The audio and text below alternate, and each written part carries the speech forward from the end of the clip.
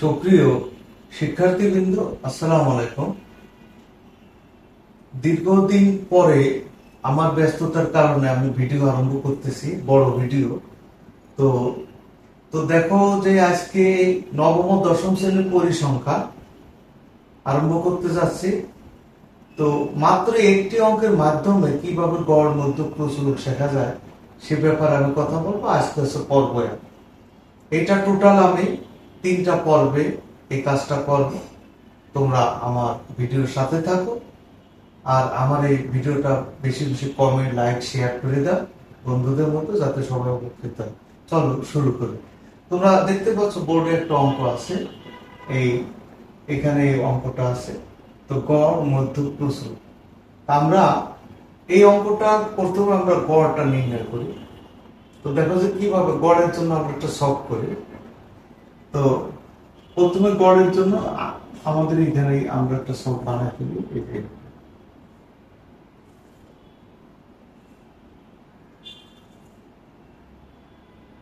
গড়ে একটা লাগবে আমার শ্রেণী ব্যক্তির গড়, যেহেতু জায়গা কম একটু ছোট করে করি। শ্রেণী ব্যক্তি এটা লাগবে শ্রেণী মধ্যমান, আর তোমার এটা লাগবে গণসংখ্যার ঘর, আর এটা লাগবে বিচ্যুতি সংখ্যা, আর এটা লাগবে বিচ্যুতি সংখ্যা ইন্টু গণসংখ্যা। তো এফআই ইউ, তাহলে এটা হচ্ছে আমার শ্রেণী ব্যক্তি। দেখো এটা হচ্ছে শ্রেণী ব্যক্তি, আর তোমার এটা হচ্ছে শ্রেণী মধ্যমান। এভাবে লিখে নিই আমরা, শ্রেণী মধ্যমান।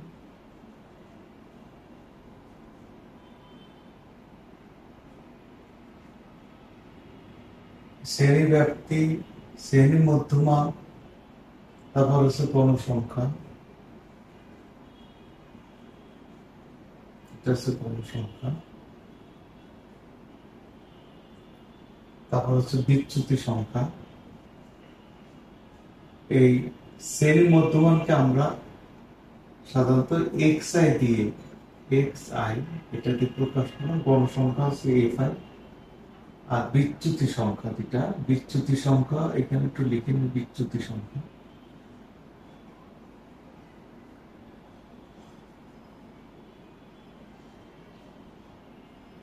হচ্ছে ইউআই, এটা হচ্ছে X I minus A by X. তাহলে এটা হচ্ছে এফ আই আর এটা হচ্ছে। তো এই হচ্ছে হলো আমার পুরোপুরি ছক। 1 2 3 4 5টা আইটেম। তো চলো আমরা এখানে সুন্দর করে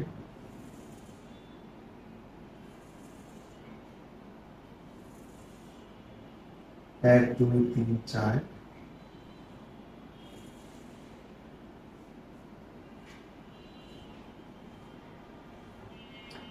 তো আমার এখানে হচ্ছে হলো 45 থেকে 49, 50 থেকে 54, 55 থেকে 59, 60 থেকে 64।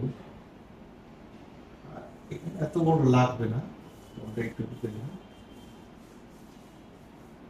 তো আর এখানে 65 থেকে 69, 1 2 3 4 5টা আর একটা লাগে। এটা লাগতেছে আর 70 থেকে 74। এখন গণসংখ্যাটা সাধারণত দেওয়া থাকে, আমরা গণসংখ্যাটা বসাবো 4 8, তারপরে 10 20, তারপর 12, এটা 6। এখন তো দেখো যে বাকি 3টা আইটেম আমাদের পূরণ করতে হবে। সেটা কি হবে? প্রথমে আসে শ্রেণী মধ্যমান।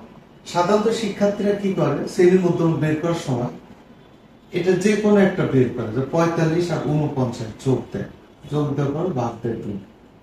তাহলে কত হয়? 9 ভাগ 14, 4 হাতে হলো 1, 4 4 8 8, 9 ভাগ 2 ইকুয়াল টু কত হচ্ছে? ক্যালকুলেটর করলে এটা 47। তাহলে এখানে শ্রেণীর মধ্যমান 47 থাকে, এরকম 47 থাকে। তারপর যেহেতু এটা 5 শ্রেণী ব্যক্তি, কারণ আমরা যদি 45, 46, 47, 48, 49 পাঁচটা, 45কে বাদ দেওয়া যাবে না। 45কে কাউন্ট করি 5 শ্রেণী ব্যক্তি হচ্ছে আমার। তো সেক্ষেত্রে আমরা 5 যোগ দিয়ে দিল, যেমন 47 আর 5 কত হচ্ছে 52, 52 5 কত হচ্ছে 57, 57 5 কত হচ্ছে 62, 62 আর 5 যোগ করলে 67, 67 এর সাথে 5 যোগ করলে 72।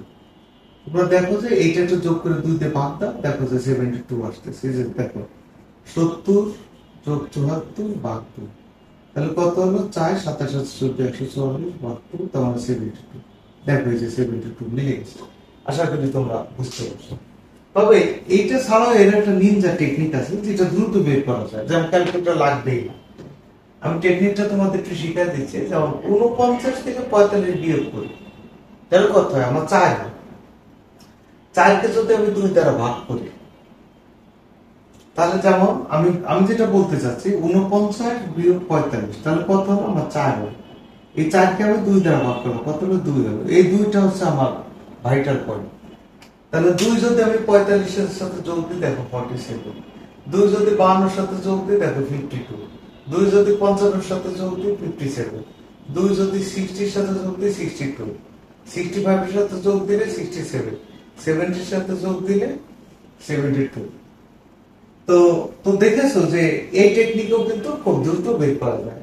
অথবা 49 থেকে 2 যদি বাদ দিই 47, 54 থেকে 2 বাদ দিলে 52, 59 থেকে 2 বাদ দিলে 57, 64 থেকে 2 বাদ দিলে 62, 69 থেকে 2 বাদ দিলে 67, 74 থেকে 2 বাদ দিলে 72। তাই অর্থাৎ নিম্ন সীমার সাথে 2 যোগ করলাম আর উচ্চ সীমার সাথে 2 করলে একই রেজাল্ট আমরা পেলাম। আশা করি বুঝতে পারছো। এই টেকনিকটা তোমরা আশা করি অঙ্ক খুব দ্রুত করার জন্য এই টেকনিক অ্যাপ্লাই করতে পারো। এরপরে আমি আসি যে সাধারণত আমরা খুব যে যে তোমার মনে করো অনিয়মিত শ্রেণীর যে মধ্যবিন্দুটা আমরা সাধারণত এই 62 কে আমরা ধরতে চাই। কারণ হচ্ছে যে তোমার মাঝামাঝি সুবিধাজনক একটা গণসংখ্যা যদি আমরা একটা ধরি, মাঝামাঝি সুবিধাজনক গণসংখ্যা। এখন মাঝামাঝি সুবিধাজনক গণসংখ্যা আমার হচ্ছে, ধরো যেহেতু 20 বড় আছে, এটা অনেকেই ধরে, কিন্তু ছোট বড় কোনো ব্যাপার না। কেউ যদি ইচ্ছা করে এখানে ধরতে পারতো, তা আমরা 20 সোজা ধরাই সবচেয়ে বেস্ট। এটা সবাই ধরে, আমরা এইভাবে ধরলাম। আর এছাড়াও অনেক সিস্টেম আছে, ক্রমযোজিত গণসংখ্যা দিয়েও এটা বের করা যায়। তো যাই হোক, আমরা প্রথমে এখানে একটা শূন্য বসালাম। তো এখানে আছে -1, এটা হচ্ছে -2, এটা হচ্ছে -3, আর এটা হচ্ছে 1 2। তোমাদের মনে প্রশ্ন আছে, স্যার এইভাবে কেন গেল? এভাবে গেল এই যে x সাইড, x এর মান হচ্ছে 47, মাইনাস a মান আছে 62, 47 থেকে -62 করলে আছে -15, -15 ভাগ আছে x মানে 5 দ্বারা ভাগ -4 ভাগ দিলে আছে -3। আবার 52 বিয়োগ 62 -10 5 দ্বারা ভাগ দিলে আছে -2। আবার 57 থেকে 62 বিয়োগ দিলে হচ্ছে -5 5 দ্বারা ভাগ দিলে হচ্ছে -1। আবার 62 থেকে 62 বিয়োগ দিলে 0 5 দ্বারা ভাগ করলে 0। আবার 67 থেকে 62 বিয়োগ করলে 5 5 দ্বারা ভাগ করলে +1। আবার 72 থেকে 62 বাদ দিলে হয় কত? 10 5 দ্বারা ভাগ দিলে হয় 2। আশা করি এইভাবে হিসাব করলে মিলে যাবে। আরেকটা জিনিস শিক্ষার্থীরা ভুল করে প্রায়, সেটা হচ্ছে যে তারা যে কাজটা এখানে করে, সে কাজটা হচ্ছে এখানে -3 দেয়, এখানে -2 দেয়, এখানে -2। তারা ভুলে গেছে যে কোনটা হবে। মনে করো এটা লক্ষ্য করো শিক্ষার্থী বৃন্দ, যে তোমরা এই যে সবচাইতে নিম্ন সীমা, এগুলো হচ্ছে সবচাইতে ছোট থেকে বড় দিকে শ্রেণী ব্যক্তিগুলো সাজানো। তাহলে সবচেয়ে ছোট সংখ্যা কিন্তু আমার -3, সুতরাং -3 এখানেই হবে। যদি এটা উল্টায় দেয়, যেমন আগে 70 থেকে 74 লিখতে পারতো, তারপর 65 থেকে 69 লিখতে পারতো, তখন কিন্তু আগে এইখানে -1 হতো। কিন্তু এটা তো দেওয়া নাই, এটা সবচেয়ে ছোটটা আগে দেওয়া আছে, এই জন্য সবচেয়ে ছোট সংখ্যা এখানে। তারপরে 0 একটু ছোট হচ্ছে -1, মাইনাসটা আরো ছোট -2, এটা থেকে আরো ছোট -3। কারণ 45 থেকে 49 এটা ছোট শ্রেণী ব্যক্তি, আর সবচেয়ে বড় শ্রেণী ব্যক্তি হচ্ছে 70 থেকে 74। আশা করি তোমরা বুঝতে পেরেছো। এখন আমরা ইজিলি পাবো fi ইন্টু fi। fi হচ্ছে আমার fi ইন্টু ui, fi হচ্ছে 4, প্লাসে মাইনাসে মাইনাস, এটা লিখলাম 12। এটা আছে প্লাসে মাইনাসে মাইনাস, এটা আছে 60, এটা আছে -10, এটা আছে আমার 0, এটা আছে 12, আর এটা আছে 12। তাহলে আমার এখানে কত হচ্ছে দেখো, যে আমার এখানে টোটাল এন এর মান কত, 8 আর 4 12, 12 আর 10 কত হলো 22, 22 আর 20 হচ্ছে 42, 42 আর 18 হচ্ছে এন ইকুয়াল টু হচ্ছে আমার 60। আর এইখানে আমার যে যেটা আছে, যেমন এখানে যদি আমি 12 প্লাস 12 মাইনাস 12 কাটা দিলাম তাহলে হয়ে গেল। তাহলে বাকিটা আমি হিসাব করলাম, এখানে আছে কত আমার টোটাল 26, 26 থেকে 12 গেলে কত থাকে, -26 থেকে -26 প্লাস 12 কত হয়, কত আছে,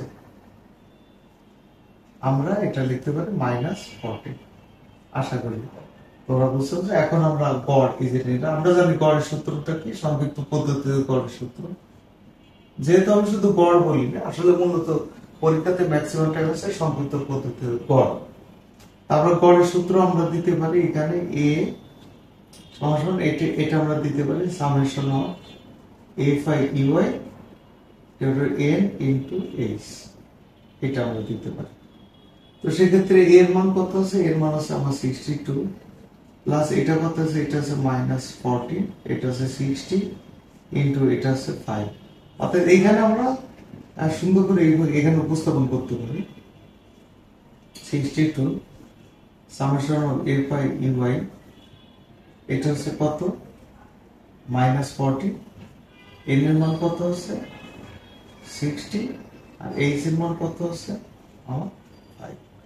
এইসব মানগুলো আমরা অ্যাপ্লাই করলাম। তাহলে এটা হচ্ছে 62 প্লাসে মাইনাসে মাইনাস, দেখো প্লাসে মাইনাস অনেকে এখানে ক্যালকুলেটর দিয়ে হিসাব করো, ডাইরেক্ট ক্যালকুলেটর কখনোই হিসাব করবা না, তাহলে টিচাররা এটা ভালো চোখে দেখে না, আশা করি বুঝতে পেরেছো। তাহলে প্লাসে মাইনাসে মাইনাস দিলাম, 14 গুণ 5 কত হলো 70 হলো, এটা হলো 60 হলো। তাহলে 62 এটাকে যদি আমরা ভাগ করি, তাহলে এটা ভাগ করলে আমার কত হয়,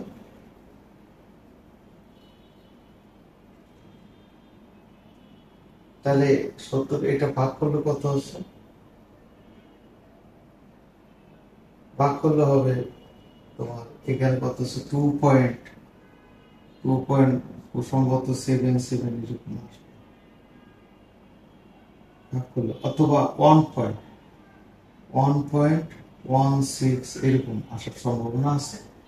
আমার কাছে ক্যালকুলেটর নাই, তো যাই হোক মনে করো এরকম হবে 1.166 এরকম হতে পারে।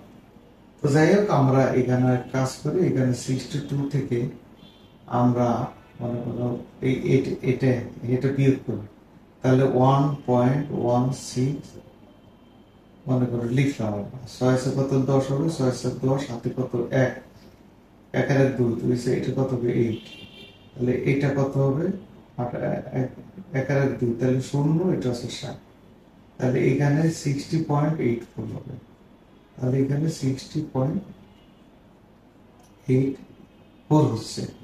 আশা করি এটা আমরা প্রায় লিখতে পারি, এটা আমরা প্রায় লিখতে পারি, প্রায় লেখাই ভালো। তবে এখানে দেখতে হবে যে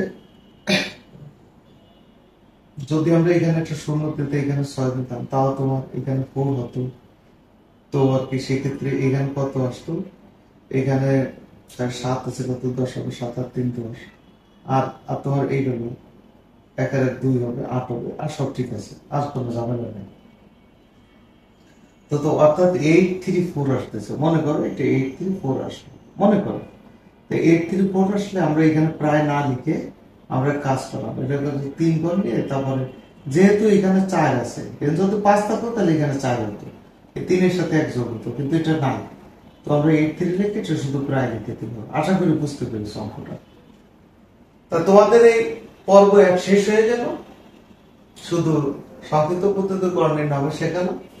তোমরা এখানে একটু ক্যালকুলেটর করে দেখো। তো আমি যেহেতু এটা একটা আনুমানিক ভাবে আমি লিখেছি, তবে সিস্টেমটা শেখাই বড় কথা। আশা করি বুঝতে পেরেছো। আসসালামু আলাইকুম ওয়া রাহমাতুল্লাহি ওয়া বারাকাতুহু।